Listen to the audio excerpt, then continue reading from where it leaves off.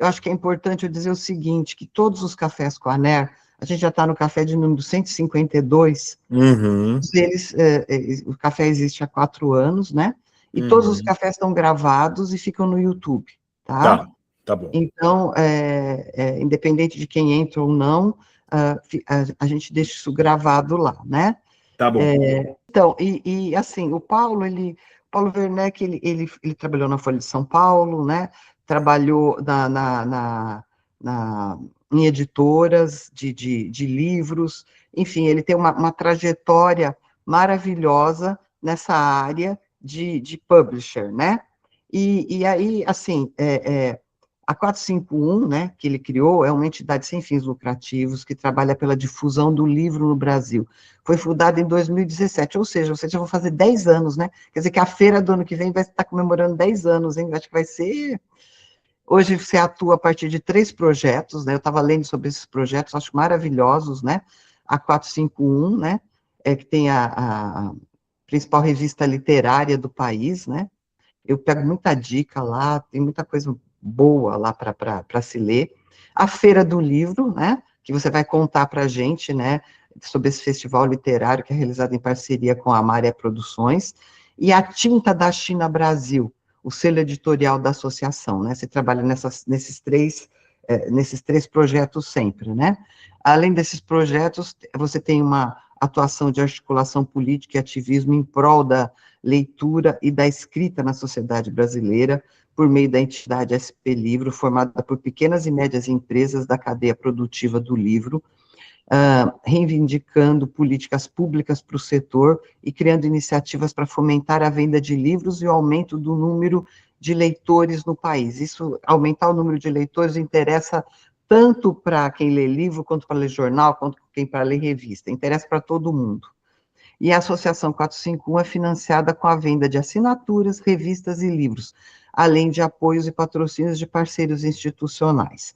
Então, quando eu pensei em trazer o Paulo, eu pensei principalmente para ele se transformar numa inspiração para os publishers, porque não adianta a gente só ficar esperando que as coisas aconteçam, eu acho que a gente tem que ir atrás e acreditar. Eu acho que quando você começar a contar como surgiu a Feira do Livro, e como ela era no começo, e no que ela se transformou depois de 10 anos, né, eu acho que vai ser uma inspiração para as pessoas, para todos os publishers, né. Então, Paulo, assim, Paulo Werneck, prazer tê-lo aqui, agradeço demais a sua presença, em compartilhar com a gente o teu conhecimento, a tua história e as suas inspirações, tá? Então, seja bem-vindo e a palavra é sua. Oi, Regina, muito obrigado, gente, muito obrigado a quem está aqui, e, poxa, é uma honra muito grande, Regina, estar aqui com você, a seu convite, eu estou vendo a garra com que você está conduzindo a ANER, né, e que é uma entidade que eu conheço desde pequeno, posso dizer isso, porque eu sou filho de jornalista, via esse logo da ANER, né, nas revistas todas, e nunca imaginei que eu acabaria virando um publisher, embora eu fosse desde pequeno, tá? Então eu vou fazer até uma rápida introdução, só para dizer que para mim é especial estar aqui entre os editores de revistas, entre os publishers, porque, de fato, gente, eu desde pequeno sou publisher, né? Eu tinha na escola, eu sou aquele cara que na escola tinha uma revista. Talvez muitos aqui também sejam desses, né? Mas no caso eu nunca deixei de fazer revista. Eu fazia na infância, na adolescência, revista alternativa, revista literária. Sempre fiz algum tipo de revista. Mas eu acabei me tornando um editor de livros, né? Porque quis talvez fugir um pouco da profissão do meu pai, exatamente. Então achei que a edição de livros estava num caminho intermediário entre a universidade, que é onde a minha mãe atuava, e as redações, né? Então eu acabei atuando como editor de livros, fiquei 11 anos, trabalhei na Companhia das Letras e na COSAC e na IFE, mas como um editor sempre muito próximo da área da comunicação, né? Porque o livro ele tem que ser pensado sempre como uma pauta, né? Os bons editores de livros, eles estão sempre imaginando como eles vão aparecer na imprensa, e mesmo na imprensa tradicional, assim como o pessoal gosta de nos definir, né, Regina, né? Mas, de fato, somos uma tradição, né? A revista é um veículo estabelecido, um formato muito sólido, muito sedimentado, tem muita importância, né? Então, a 451 nasceu há 10 anos, há 9 anos, nasceu há 10 porque a gente, nessa altura do ano, já estava começando a trabalhar.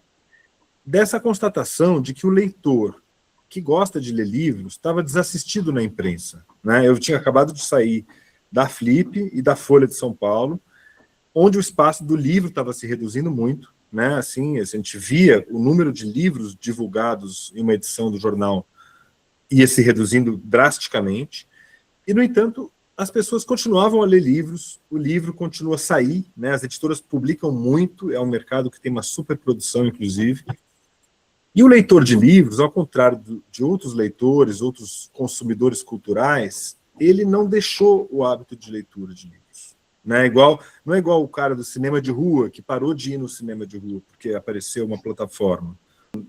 Eu percebi, até como leitor e como filho de grandes leitores, né, como uma pessoa que tem amigos, as pessoas não deixaram de ler livros, quer dizer, as pesquisas dizem tal, mas assim, quem é o leitor formado, esse cara não abandonou esse hábito. As revistas os jornais estavam cada vez com menos livros, e eu falei, cara, se eu criar um veículo voltado para quem é viciado em livros, com todas as informações sobre todos os livros que acabaram de sair, né, com 200 livros por mês, eu vou fornecer um serviço importante, né? Então, isso que eu acho que foi muito importante na 451, né, da gente fazer um jornalismo de serviço, né? É um jornalismo cultural, de crítica literária, né, de curadoria, mas em grande medida de serviço, né? Por exemplo, se cai na sua mão um exemplar da 451, Regina, imagino que você vai lá olhar no listão a página de jornalismo, ou então de alguma outra área que, né, o listão, para quem não conhece, são umas páginas que a gente publica, que são como se fossem, assim, as páginas do cinema, né, nos jornais antigamente. Lembra que tinha todos os filmes? Tinha todos os filmes que estavam passando. Por que não pode ter uma revista com todos os livros, né? Sim. Então foi mais ou menos isso que nasceu a revista, dessa constatação de que havia uma oportunidade, né? E até como estamos entre publishers aqui, vou dar um exemplo. Naquela mesma ocasião, 2018, acabou aquela coluna super tradicional da Folha, chamada Livros Jurídicos. Não sei se vocês lembram, que tinha uma coluna chamada Livros Jurídicos, do Walter Seneviva, que era um jornalista, Sim, lembro, jurista. professor de Direito, tinha mais de 50 anos, sei lá, aquela coluna. Aquilo me fez perceber que, cara, onde o pessoal dos livros jurídicos vai divulgar seus livros agora? Já acabou aquela coluna, que era praticamente o único espaço. Então, a gente, naquele ano, criou uma newsletter de livros jurídicos, ganhamos um patrocínio da Suzano, conseguimos fazer um super projeto legal em torno de um tema que estava totalmente empoeirado, que parecia ser parte do passado, né, livros jurídicos, né? A gente conseguiu contratar uma pessoa, inclusive, exclusiva para trabalhar nessa newsletter. Então, eu acho que o publisher vive muito, a gente precisa sempre enxergar o que está fazendo falta em termos de utilidade para o leitor, né? Porque eu acho que a revista precisa ser útil, você precisa ter alguma... O leitor precisa ganhar alguma coisa quando ele lê a nossa revista, não é só a questão do bom texto, né, eu acho que tem um lado que o serviço ele é inigualável nesse sentido. E aí, indo para a Feira do Livro, então, ela foi criada em 2021, 22, a primeira edição foi em 22, com o mesmo espírito da revista, Regina. A gente tem aqui uma inspiração, que é uma revista americana chamada California Sunday, que ela tem um projeto chamado Pop-Up Magazine, que é o seguinte, a revista ganha uma edição pop-up, quer dizer, uma edição em 3 dimensões, uma edição, né, ao vivo, vamos dizer assim, como se fosse uma revista mesmo, como se fossem as editorias, as páginas. Você vai mudando de assunto, né, como quem lê uma revista. Então, a gente criou essa Feira do Livro, que ela tenta trazer um pouco também esse acúmulo de livros, né, a 451, né, porque o que todo mundo falava era assim, mas quem vai ler 200 livros? Quem tem tempo de ler 200 livros? Por que vocês vão fazer uma revista que vai ter 200 livros? E aí a resposta era, cara, as pessoas não vão ler, elas precisam saber que esse livro existe. É uma questão de informação, né? Não significa que você vai pegar cada livro do listão, comprar e ler, né? Pelo contrário, né? se a gente até fizer bem o trabalho, talvez a pessoa precise ler menos livros, talvez, né? Estou brincando aqui, é uma provocação, mas o nosso trabalho é um pouco espalhar a notícia que saiu um certo livro, e nas resenhas dizer se ele é bom ou ruim, que muitas vezes a utilidade disso é você, por exemplo, numa festa, conversar, falar, você viu o romance do fulano? Ah, parece que é legal, né? Isso é com base numa resenha que você vai dizer, vamos supor, se você precisa ter referência, a gente precisa saber, a gente não vai ler tudo que sai, né? Ninguém lê tudo que sai, nenhum jornalista, né, nenhum crítico é capaz disso, mas a revista de livros serve um pouco para dar essa amostragem, para ter uma opinião abalizada, né, uma opinião de respeito sobre aqueles livros, e você forma opinião sem necessariamente ter lido eles. Isso é muito legítimo, isso é muito antigo, inclusive, no jornalismo de livros. Então, a Feira do Livro é meio isso também, ela é feita a céu aberto, a gente se inspirou nos modelos ibéricos, né, em Lisboa, Madrid, tem feiras a céu aberto, onde, assim, mais da metade da população de Lisboa frequenta, dura 3 semanas, o presidente vai, na Espanha o rei vai, sabe, é um negócio importante para o país mesmo.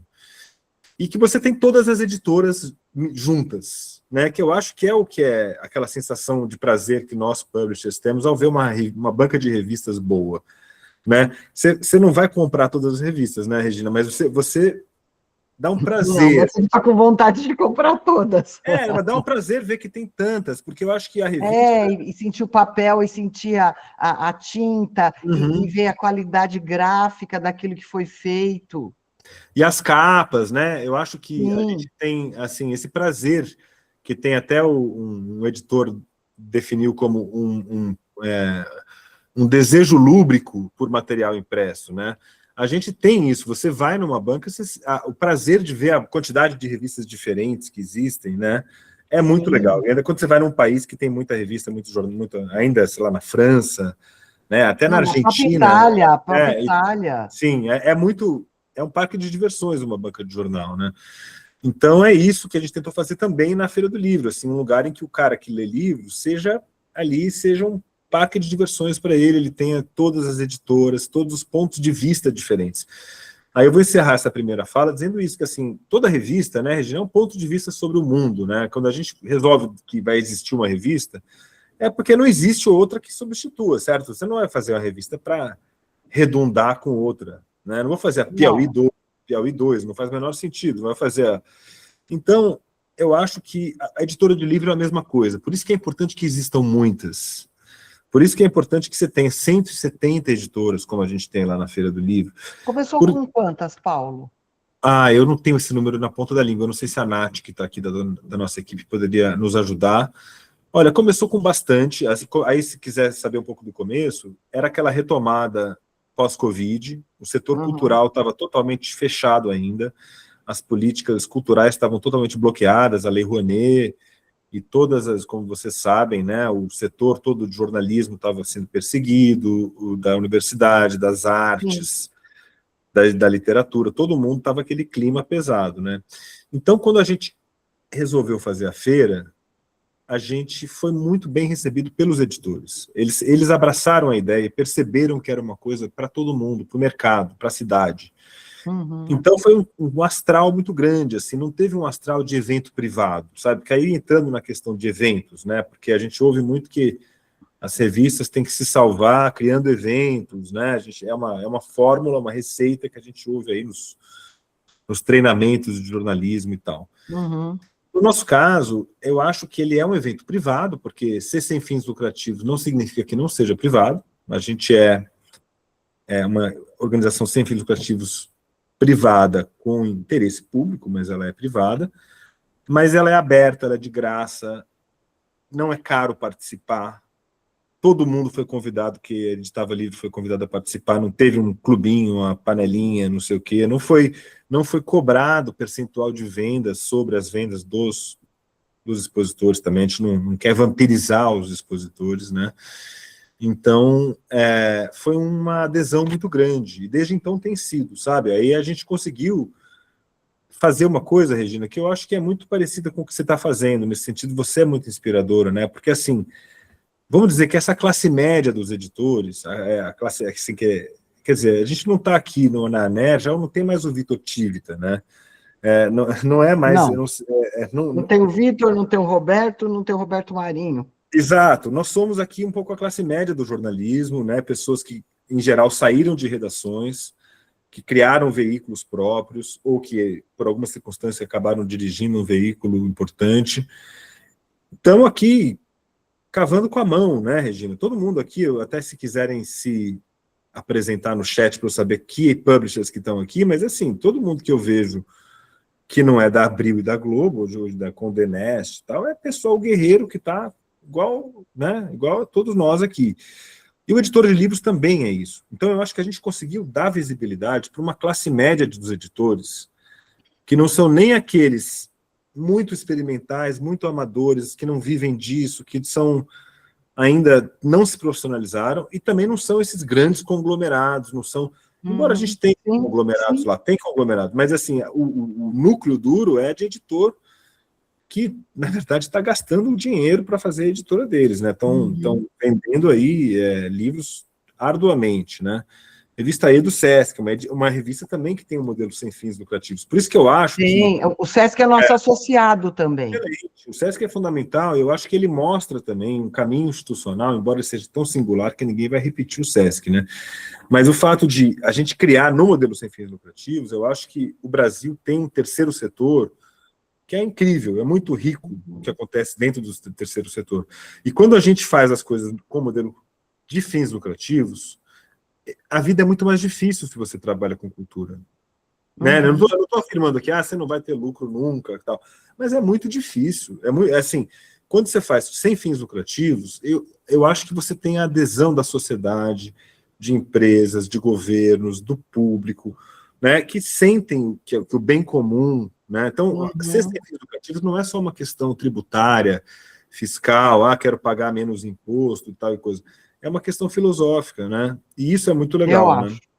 Ó, a Natália informou que a gente tinha 127 em 2022 e em 2026 170. Então é isso, assim, foi o maior número de expositores até agora de 2026. Praticamente, né? 40% de crescimento, 40%, 50%. Olha, você perguntou. Ó, o Marcelo Godinho, ele é lá de Itaguaí. Ele tem o Jornal Atual. É uma cidade e ele sabe a dor e a delícia de ser o que é, né, Marcelo? Itaguaí é celebrizada por Machado de Assis, não? Sim, ele tem o Alienista, que todo passa ao cenário aqui, e tem o Dom Casmurro, né? Onde Bentinho estava aqui com o Itaguaí, né? Entendeu? Maravilha. Prazer te conhecer, Marcelo. Igualmente, Paulo. Né? A feira do livro me lembra muito aquelas feiras da Idade Média, sabe? Que você tinha aquele monte de barraca de tudo quanto é tipo, as pessoas circulavam e compravam as coisas que tinham que comprar. Acho que a inspiração dessas feiras abertas vem da Idade Média, né? Obrigado, Nunca, a Idade Média é uma nova qualificação que eu recebo aqui com muita alegria. Obrigado. Porque eu acho que é engraçado, porque você tinha tudo naquela feira.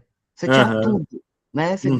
E acho que é interessante, porque quando você faz aquelas barracas todas, quando você espalha tudo, é mais ou menos o seguinte, e entra quem quer, do jeito que quer, a hora que quer, do modo que quiser. Então, essa liberdade, eu acho que as feiras têm, né?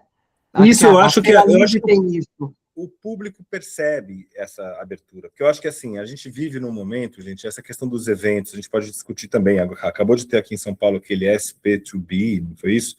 Quer dizer, tem um monte de evento hoje que tem ligação com o mundo do jornalismo e com o mundo dos livros também. Mas eu acho que, assim, não me agradaria fazer um evento que tivesse esse caráter exclusivo, sabe? A gente vê muito assim, exclusivo, é fechado, é pulseirinha, cercadinho, é só uma experiência única, que é uma para poucos, assim. Eu acho que isso é contraditório com o que a gente prega em relação ao livro e em relação ao próprio acesso à informação, jornalismo. Eu acho que você está certíssimo. Por exemplo, o Café com a Nera é para todo mundo, não é para associado, é para quem quiser. Mas a gente você tem que espalhar a informação. A gente tem uma cultura da exclusividade hoje em dia, né? Tanto que, assim, às vezes, quando a gente vai fazer campanhas aqui... Nós fazemos, né? Os summits, todos, a gente não cobra. O associado se inscreve e também quem não é associado. Por quê? Porque a gente tá num momento que você tem que espalhar informação o máximo que você puder. Exatamente, e você tem esse discurso do exclusivo, né, que é totalmente disseminado e que você muitas vezes é difícil evitar até na divulgação, né, quando a gente vai fazer uma campanha assim, brinde exclusivo, nós estamos viciados nessa ideia do exclusivo.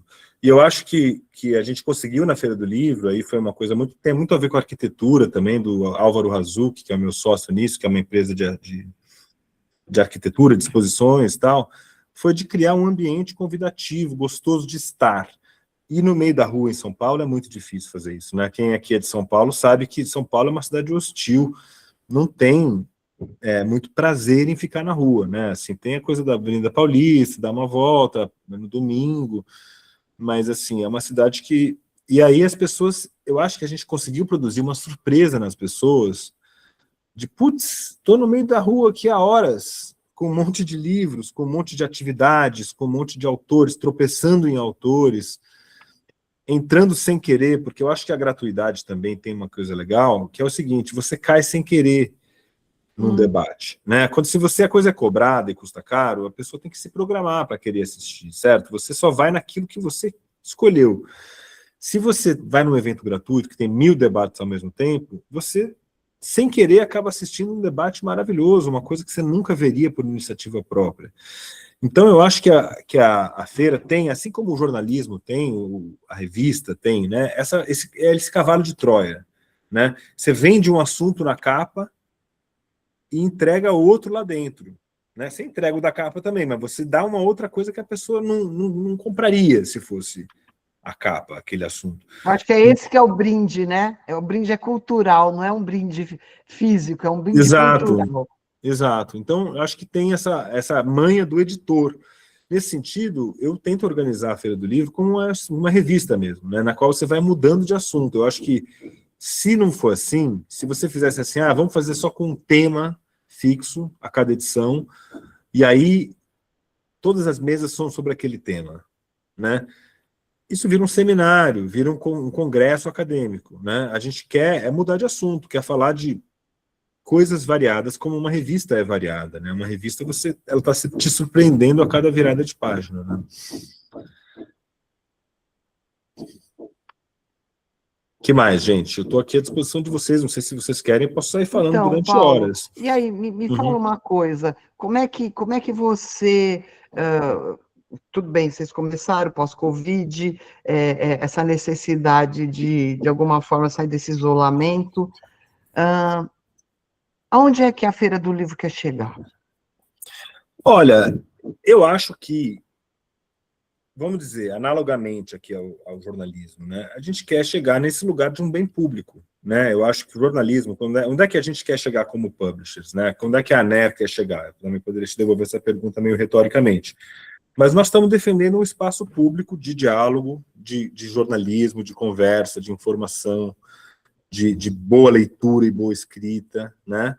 Eu acho que tem aí uma série de coisas que depende, do que depende isso? Depende da sustentabilidade das revistas, né? A gente, quer dizer, você não tem um jornalismo de qualidade, né, na sociedade se as publicações não se sustentam, certo? Não vai ser com o Jornal do Post que a gente vai criar o debate público.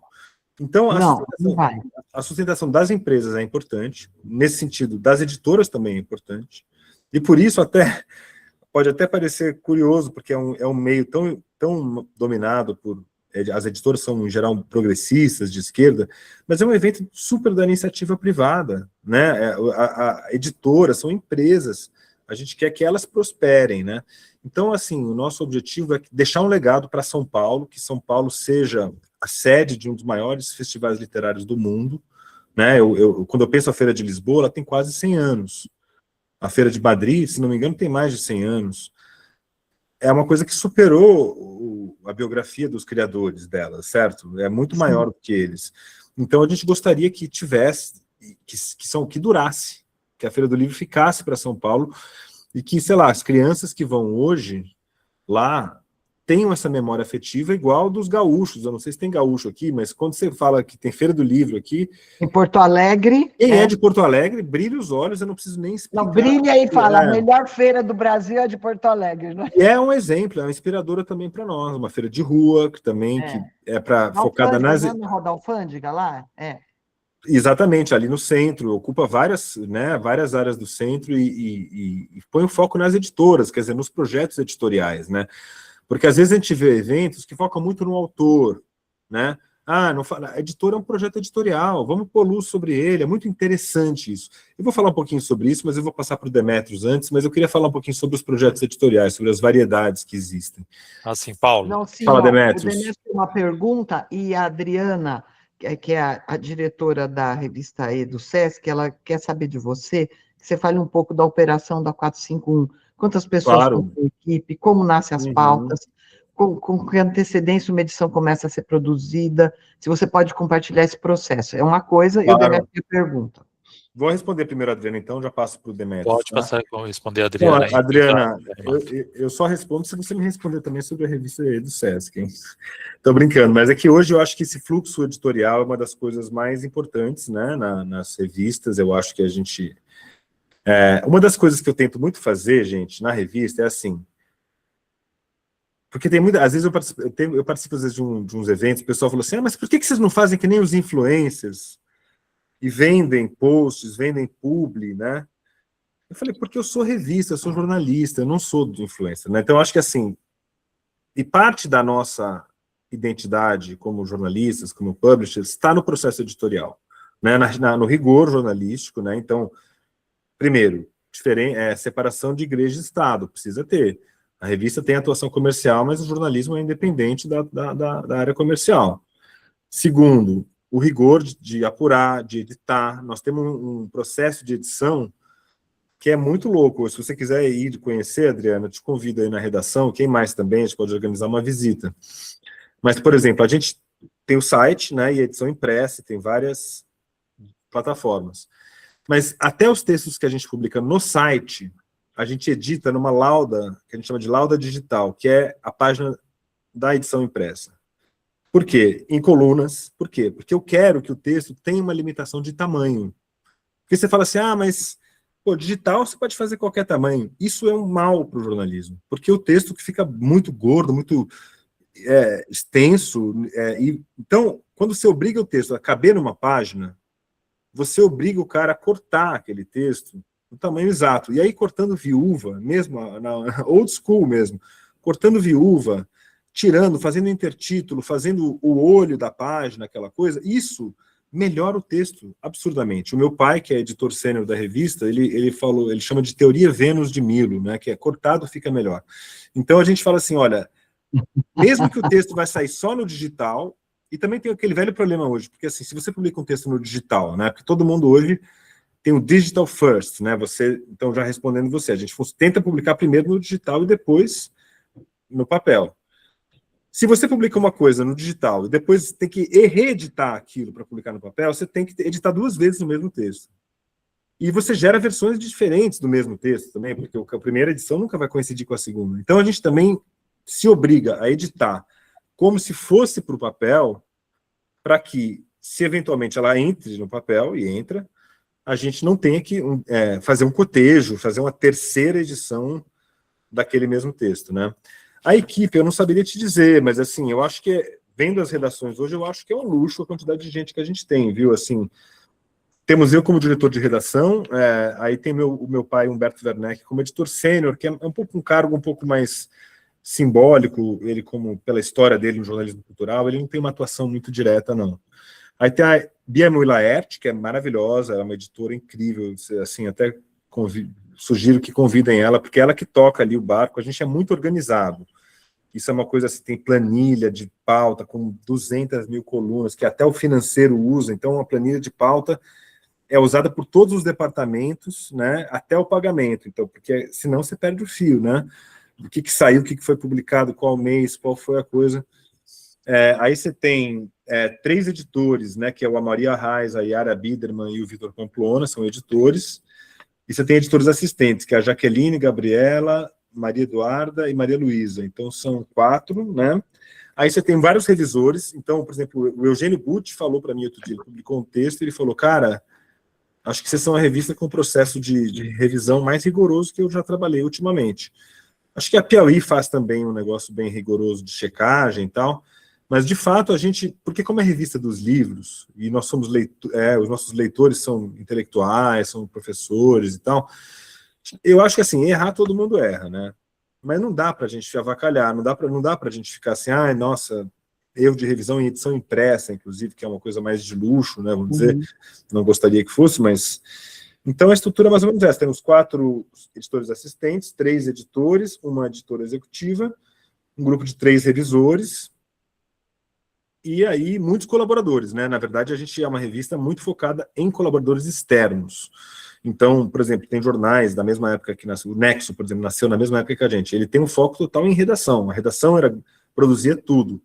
No nosso caso, quem produz tudo são os colaboradores externos, colunistas e freelas. E aí a redação basicamente edita, né? A gente edita o material de colaboradores externos.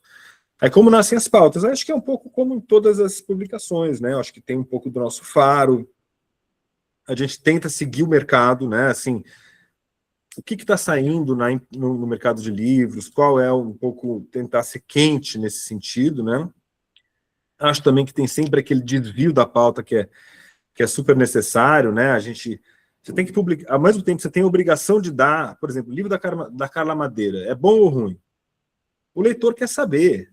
Entendeu? Eu tenho que responder essa pergunta. Cabe a mim responder isso, né? Mas eu também tenho que mostrar para ele uma coisa que ele não esperava e falar, putz, olha que legal esse livro aqui, sueco, que foi publicado, que ninguém sabia. Então, tem esse elemento da gente, ao mesmo tempo, cumprir uma pauta que é obrigatória, que às vezes até meio chata, porque você tem que falar dos livros que estão saindo, aquela coisa de jornalismo, mas também sempre trazer uma surpresa, trazer uma coisa que o leitor não estava pedindo, não estava esperando, assim, e às vezes são os materiais mais legais, né?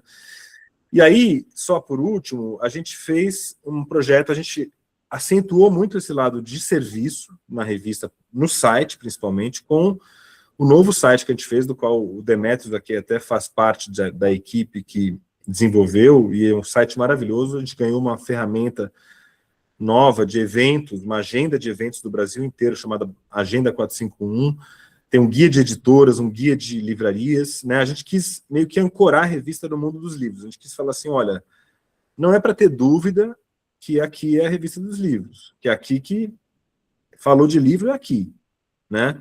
Então a gente criou esse guia de editoras, guia de livrarias, que são serviços para o leitor, e uma agenda. E, então, aí a parte de serviço ganhou muita importância, e aí a redação fica muito absorvida nisso também, que é um material que também não tem duração longa, né? Porque a revista, se você pegar uma edição de 2019, ela é super legível, né? Ela é evergreen, como se diz, né? Nossos textos são muito reaproveitáveis, mas esses textos de evento e tal é um pouco menos. Não sei se eu te respondi, se quiser perguntar mais algum detalhe, você me fala, senão o Demetrios podia perguntar. Então, o Demetrios é esse cara maravilhoso, assim, que eu admiro muito, eu queria agradecer a sua presença, Demetrios, e dizer que aí a gente deu o passo para a digitalização. Eu acho que o que aconteceu com a gente é uma revista que nasce muito no jornalismo impresso. A gente tinha só edição impressa no começo, nem tinha site. É meio snob, né? Mas aí, eu acho que com a Covid, obviamente, a digitalização se tornou uma coisa, enfim, inevitável, impossível. Quase que obrigatória. Não é obrigatório, né? Porque, e eu fui convencido de que, de fato, você tem muito mais leitor no digital do que no impresso, né? Assim, embora quem pague mais a conta seja o impresso, isso ainda está acontecendo na 451, enfim. Então, aí o Demetrios, com a OKN, que desenvolveu o nosso novo site, ajudou muito a gente a trazer a revista para o ambiente digital, que agora eu acho que a gente já está um pouquinho mais digitalizado. Fala, Demetrios. Obrigado, Paulo, antes de tudo. Mas eu queria te perguntar o seguinte, você, primeiro, colocar um ponto aqui que eu e a Regina já falamos no passado, né? A Feira do Livro, para mim, ela é uma das melhores materializações que um publisher pode ter de exploração multimodais, multicanais. Muitos publishers tentam fazer isso, mas talvez, como a 451, nenhum conseguiu. Claro que a gente tem publishers que fazem eventos, a própria Globo também faz, a Abril também, mas um evento que está focado ao core da marca, que é um evento de conteúdo editorial, que passa milhares de pessoas todo ano, eu acho que não tem igual, né? Então isso é os meus parabéns aí diretamente para você. E eu te perguntaria o seguinte, esse spin-off aí, essa feira hoje, primeira pergunta, ela já é maior do que a revista 451 ou elas têm pesos iguais? Como é que vocês tratam isso no dia a dia? O que dá mais trabalho do ponto de vista de produção mesmo no dia a dia? A revista, o conteúdo do jornalístico da 451 ou a feira? E a segunda pergunta vocês já pensaram em levar a feira para outros lugares para além de São Paulo? Entender o tamanho da feira em relação do ponto de vista de negócios, em relação ao grupo. A gente sabe que vocês têm o site de jornalismo, a revista, tem o clube de livro. Queria saber onde se encaixa do ponto de vista de estratégia a feira, do ponto de vista de tamanho mesmo, de importância, e se há expectativa de levá-la adiante. Essas são minhas perguntas. Beleza, obrigado pelas suas palavras. Poxa, eu realmente te admiro muito, como eu já te falei, então eu fico ouvir isso de você é muito especial mesmo. Olha, essa pergunta, assim, ela pode ter várias respostas, né? Assim, do ponto de vista financeiro, a feira, sim, supera a revista, né? A feira tem um orçamento, do ano passado teve um orçamento de 6 milhões de reais, e a revista, ela deve ter um orçamento de uns 2 milhões e 400, mais ou menos, né? Então, você tem vamos dizer que a feira seja o dobro financeiramente do tamanho da revista. Mas a revista tem uma coisa que é preciosa, que é a receita recorrente e diversificada. Então, por exemplo, a revista, ela é sustentada, a maior fonte de receitas da revista são os assinantes, né? A gente principalmente. E aí a gente tem, primeiro assinantes, a Natália talvez possa me corrigir, depois anúncios, a Natália aqui é a nossa responsável por isso, e entre outras 1000 coisas. Depois tem vendas avulsas em bancas e livrarias, tem projetos especiais, né, aqueles editais, patrocínios e tal. Então, assim, é um sonho de todo publisher ter uma receita diversificada, certo? Todo mundo hoje, e ainda mais recorrente. Então, a revista, por ter nos assinantes a sua principal força, ela vale muito, porque a feira, o problema é que esses 6 milhões, você consegue ele de maneira totalmente sazonal, e é meio incerto, e isso 6 milhões não é tudo Rouanet, né? Rouanet foi quanto, Natália, do ano passado? Foi 2.400, é isso? Quase 3. 3 mil em Rouanet, os outros 3 mil não são Rouanet, são dinheiros que a gente precisa captar, ou verba direta de marketing, ou próprios expositores com a participação deles, ou outras coisas, apoio da prefeitura, 1000 coisas. Então, é um dinheiro mais difícil de conseguir. Assim, claro que ele é maior, mas o que eu tendo a dizer é o seguinte: as assinaturas, elas são milhares de pessoas, né, que querem que a revista exista. Isso é uma coisa muito legal. Desde o começo, a gente tem aquela página que chama Assinante Entusiasta, né, que tem aqui na página 2, que tem a lista de todo mundo que apoia, né? A gente quis imitar um pouco aqueles museus que tem os patronos e tal. Hospital, né? Que tá lá, todo mundo que financia o hospital. Exato. As pessoas querem que ela exista, né? Então, isso são muitas pessoas. O problema do patrocínio cultural, principalmente da Rouanet, é que você tem, na área cultural, poucos patrocinadores e que depende só de um cara, muitas vezes. Se você tirou a sorte grande, o cara te dá 2 milhões, maravilhoso, você está feliz da vida. Mas e se ele depois for sair da instituição lá, ou não quiser mais te dar o dinheiro, ou tem um problema na empresa e não tem mais a verba? Então, eu acho que aí respondendo assim a sua pergunta de um ponto de vista mais amplo, o que nós procuramos é ter sinergia entre todos os projetos. A feira não é um projeto, a revista é outro e a editora é outro. É tudo a mesma coisa, é o mesmo CNPJ, inclusive. Então, a gente com isso, tem vantagens, por exemplo, de compartilhar custos administrativos, de ter uma equipe maior do que teria se fosse um projeto sozinho, né? Eu tenho na revista, por exemplo, meu administrativo, ele tem o tamanho de uma instituição de 12 milhões de reais, mas, na verdade, ela só faz 2.400. Então, eu me beneficio desse tamanho que a gente acaba adquirindo. Acho que a gente também ganha uma escala dentro do mercado de livros, dentro da cultura, dentro do debate, da imprensa, que ganha uma importância, né? Que se fosse também sozinho, talvez tivesse mais dificuldade, né? Então, eu acho que a nossa busca é essa, de que os projetos, mesmo sendo desiguais, tendo pesos desiguais, e, por exemplo, infelizmente, o jornalismo não se beneficia da Rouanet. Eu queria muito, inclusive o nosso plano anual lá, que está aprovado, permite que um patrocinador financie a 451 via Lei Rouanet, mas infelizmente isso não acontece. As pessoas, o brasileiro gosta de evento, né? Tem uma coisa assim, gosta de, marcas gostam de evento, o público gosta de evento, tem um negócio aí com evento. Então, infelizmente, eu adoraria que uma marca falasse, cara, vou te dar aqui 2 milhões para você fazer a revista. Pô, a gente poderia melhorar muito o nosso padrão, ter que contratar mais gente, fazer 1000 coisas legais, né, com mais dinheiro, mas, enfim, é mais ou menos isso. Só resumindo, a feira põe água no moinho da revista, não financeiramente, né, não é que a gente paga com o dinheiro da revista, mas é que a máquina fica girando o ano inteiro, né. Assim, e o segundo ponto, Paulo, uhum. Há expectativa de levar lá para fora de São Paulo em algum momento? Sim, a gente tem convites, inclusive, né? É que a gente recebeu eu e o Álvaro Razucchi, né? Quando falo gente, que é o da Maré Produções.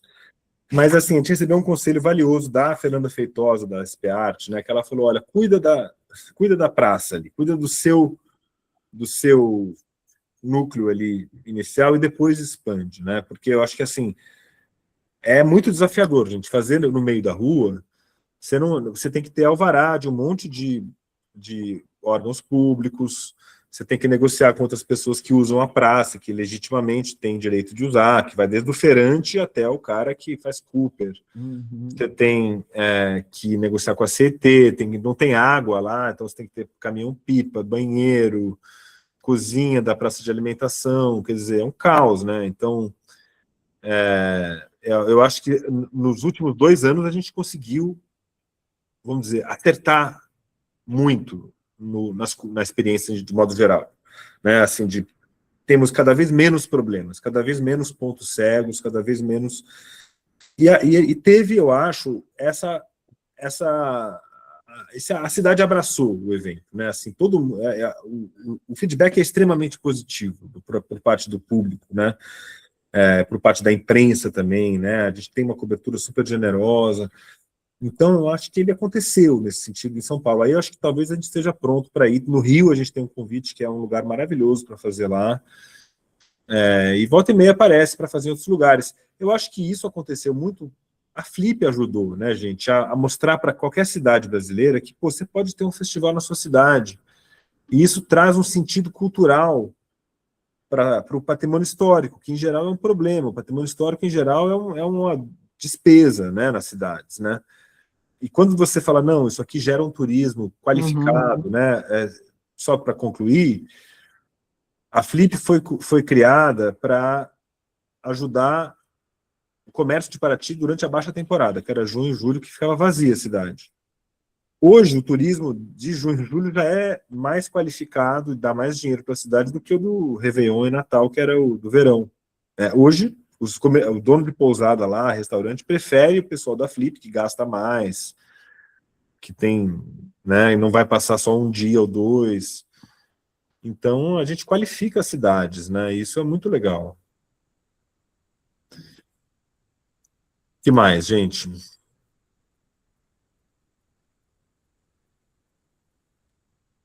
Tem a coisa do café, né, que é fundamental, já que estamos no café da ANER, né, eu acho que a presença de ter sempre café, ter essa coisa em torno do livro, da leitura. Alguém ia perguntar? Alguém ia fazer alguma pergunta? Não sei se... Oi, Paulo. Rodrigo Paiva. Fala, Rodrigo. Oba, tudo bom? Tudo bem. Parabéns pela loucura, parabéns pelo espírito empreendedor. Não é fácil Obrigado. empreender, ainda mais na parte cultural e ainda mais na literária. Torço para que cada vez dê mais certo, né? Mas queria compartilhar talvez algumas dores que você tem, já deve ter Sim, ouvido de alguns editores, o sufoco que é durante a semana a feira, né? A visitação sim. durante a feira, durante a semana, né? E alguns editores comentam se não seria melhor, já que a Bienal é bienal, você intercalar com a Bienal. Não sei se Aham, já chegou isso para você. aham. Olha, a gente tem um modelo, é igual, por exemplo, igual revista, tem uma espécie de chassi, né, que é aquele modelo clássico, no Magazine, o Review, né, você tem aqueles modelos. As feiras literárias também têm modelos consagrados, vamos dizer assim. Então, a gente foi muito no modelo, como eu falei, dessas feiras ibéricas ou de Porto Alegre, que elas duram, inclusive, mais do que a Feira do Livro. Elas duram 3, 4 semanas. A Feira de Porto Alegre, se não me engano, dura 3. Acho que ela pega 4 fins de semana. Assim, ela tem uma duração extensa. O que precisa acontecer, Rodrigo? Por que a Bienal dura 9 dias também? A Bienal de São Paulo, 10. Se não me engano, são 10. Por que não fica vazio durante os dias de semana? Porque ela tem visita da prefeitura, né? Que a prefeitura leva centenas... As escolas de ônibus, né? Que alunos vão com vouchers de compra de livro, que na última edição, eu não sei quanto que vai estar nessa edição, mas na última edição da Bienal chegava a 7 milhões de reais apenas em vouchers, né? Você imagina que eu falei aqui que a feira custa 6 milhões, na Bienal são 7 milhões só em vouchers. E que vão para os expositores, né? Quer dizer, esses vouchers não vão para os organizadores, eles vão para quem está expondo. Então, eu acho que existe uma luta nossa, dos expositores, para atrair a prefeitura, a Secretaria de Educação. A cada ano a gente tem uma obra aqui no apartamento do lado, não sei se está interferindo. Não. Mas para levar as escolas, a gente vai conseguir, eu tenho certeza que a gente vai conseguir, mais cedo ou mais tarde vai conseguir. A prefeitura é muito parceira em várias secretarias, e algumas são mais difíceis de entrar. Acho que a Secretaria de Educação também é muito grande, e a educação é um tema muito sério para a gente ficar também.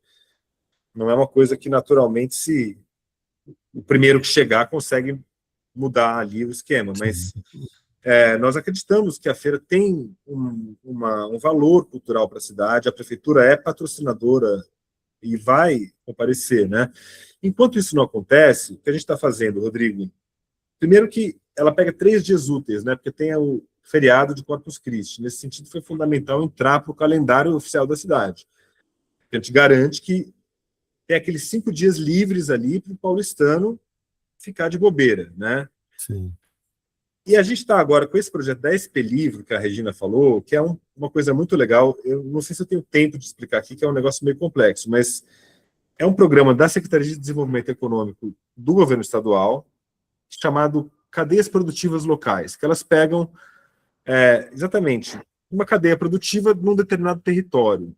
Em geral, são coisas do agro, tipo uva, lixia, café, coisas assim, né? E a gente virou a entidade gestora, vamos dizer assim, da CPL, da Câmara, da Cadeia Produtiva Local do Livro, da cidade de São Paulo, através da Feira do Livro. A gente conseguiu essa coisa. E aí a gente está fazendo um programa agora, que é a criação de um selo chamado Escola Amiga do Livro. Nós vamos reconhecer as escolas particulares da cidade, que é um ativo muito grande da cidade, né? As escolas, né? Nós vamos reconhecer as escolas que têm bom trabalho com o livro e vamos convidá-las, a partir de uma série de iniciativas, eu posso te contar, se você quiser, a visitar a Feira do Livro, as escolas particulares. Então, é assim, enquanto as escolas públicas não vêm, vamos chamar as particulares. E aí vai estar lá o Santa Cruz, vai estar as melhores escolas de São Paulo, tal, vão adorar e vão comprar livro. E uma hora a rede pública chega, sabe? Eu acho que é isso, nós estamos num ambiente de construção. Você tem razão, essa crítica eu recebo muito dos expositores. Fazer de 2 em 2 anos como eu falei, o modelo que a gente segue é de um ano, né? E para o mercado você tem Rio e São Paulo é todo ano, na verdade, né? Essa coisa de ser de 2 em 2 é porque Rio e São Paulo foram revezando, né? Mas as bienais, elas têm um modelo muito industrial, né? Daquele negócio de um galpão de exposições, de uma coisa que é entrada paga, precisa e vai de carro, é um conceito muito diferente, né? Então a gente também acho que não é o caso, assim, embora os anos de bienais sejam mais difíceis para nós aqui durante as bienais de livro, né? Mas você é expositor, Rodrigo? Desculpa, eu não estou... Eu trabalhei 30 anos na Maurício de Souza. Ah, legal, ótimo. Já nos cruzamos bastante por aí. Beleza. E faço parte da organização da Bienal, então eu entendo muito suas dores aí.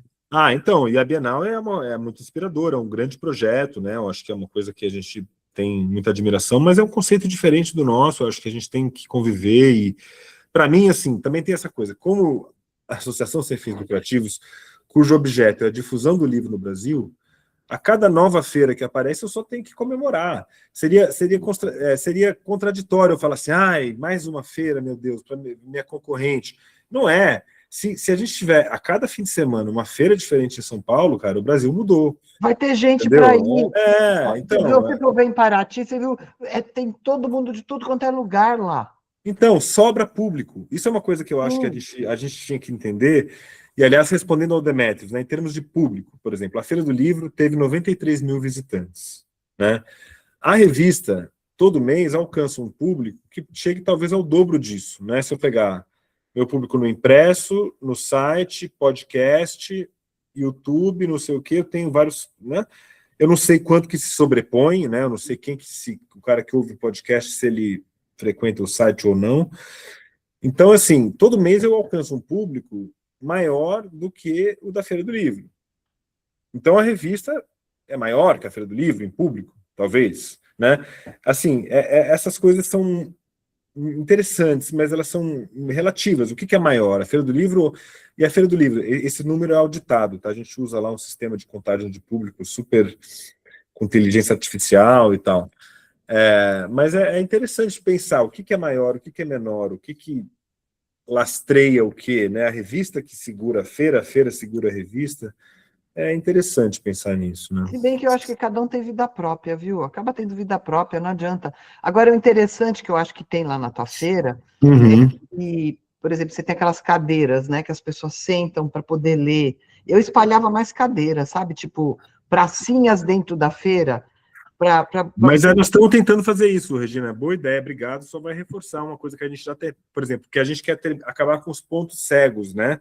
Porque os expositores às vezes ficam chateados assim, mas você aqui, eu estou num lugar ruim, vocês me colocaram. Aí a gente quis falar, não tem lugar ruim, vamos criar lugares gostosos para tudo. Então, tem um dos cantinhos lá que a gente põe cadeiras, põe mesas, põe café.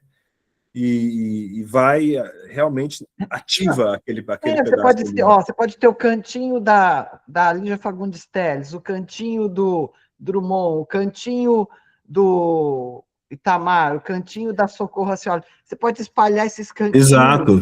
E aí as cadeiras da Lígia são mais desse jeito, da Cioli são mais com a cara do Ceará. Você pode mudar isso daí, ter esses cantos que pode tirar esse ponto cego. Isso aí pode ter patrocínio. Sim. Não, eu acho que tem muitas possibilidades. Nós estamos, assim, muito no começo, né? A Bienal também tem quantos anos? 60 anos? Nossa, muito ano. Então nós estamos com 5 anos, né? Eu acho que, assim, então é estimulante, assim, ter um universo eu acho que essas praças pode ser uma coisa bem interessante, sabe?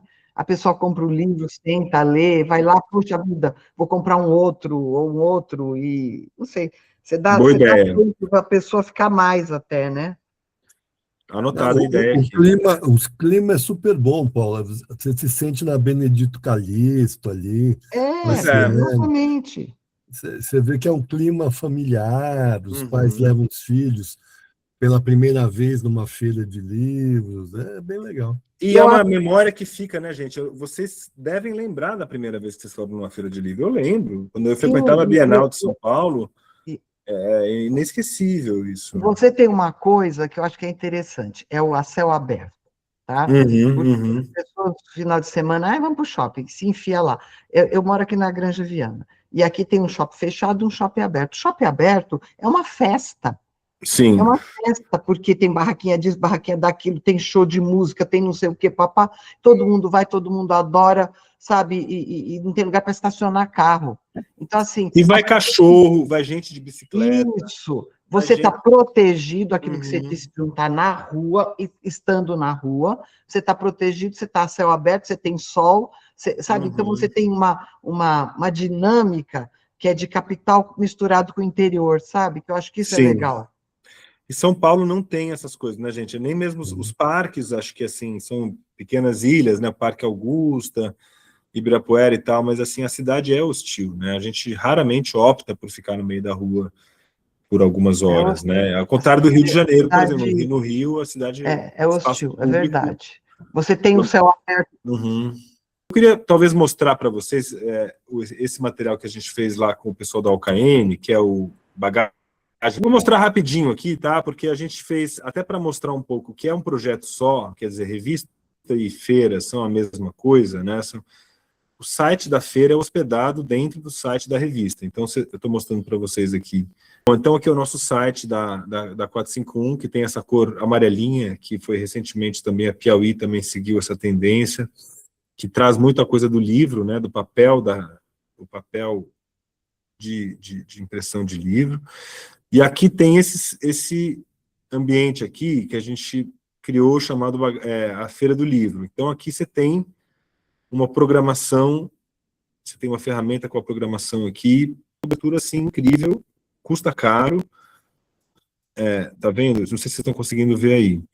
Então, aqui, por exemplo, programação, né, aqui de um dos espaços, que é o Motivo Espaço Literário. Aqui eu não sei se vai aparecer direito essa programação, porque como já é passada, né? E aí isso faz parte, ele está no mesmo modelo, aí tem convidados, expositores, cobertura, essa cobertura, então, super completa, mas ela faz parte de um projeto do Bagagem Literária, que é esses guias aí de editoras, livrarias, clubes de leitura, agenda. Eu queria, então, terminar convidando vocês para visitar o site da revista, explorar essas ferramentas aí e, enfim, nos vermos lá na Feira do Livro de 22 a 30 de maio do ano que vem. Regina, eu queria agradecer muito o seu convite aqui, eu queria me pôr à disposição de vocês, quem quiser também meu contato. Então é isso, Paulo. Olha, eu quero te agradecer demais a tua presença, muito obrigada, está gravado, e eu acho que o ano que vem a gente pode tentar fazer um café ao vivo lá na tua feira. Vamos fazer. Já teve evento da ANER esse ano, né? Já tivemos ali uma primeira experiência, e eu convido vocês, também os publishers, a cobrir a feira, levar a sua serviço. A gente levou um monte de publishers para lá, em parceria de mídia, então são bem-vindos, tá bom? Um abração, gente. Obrigado. Obrigada, Paulo, muito obrigada. Valeu. Obrigada pela sua presença, obrigada a todos. Obrigado, gente. Valeu.